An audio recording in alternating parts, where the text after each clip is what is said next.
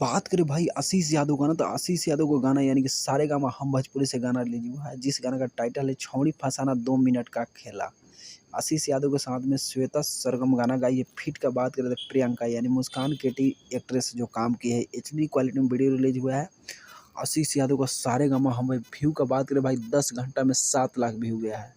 तो भाई का गाना ट्रेंड करेगा, यानी कि 3 मंथ बाद भाई का गाना ट्रेंड करेगा, यानी कि आशीष यादव को गाना ट्रेंड करेगा जल्द ही। छौड़ी पटा फसाना 2 मिनट का खेला गाना का टाइटल है। तो जितने भाई अभी तक इस गाना को नहीं सुने हैं, छौड़ी फसाना 2 मिनट का खेला, तो जाकर सारेगामा हम भोजपुरी पर रिलीज हुआ है, जाकर सपोर्ट करें और गाना को कम से कम 10 आदमी के पास शेयर करें।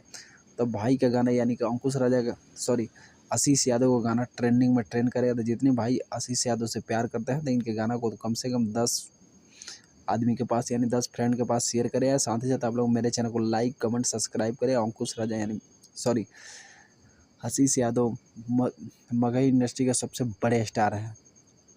तो भाई का गाना 3 मंथ बाद ट्रेंड कर रहा था, मुझे बहुत खुशी होगा कि भाई गाना का ट्रेंड तो कम से कम किया, 3 मंथ बाद तो ट्रेंडिंग में लाया।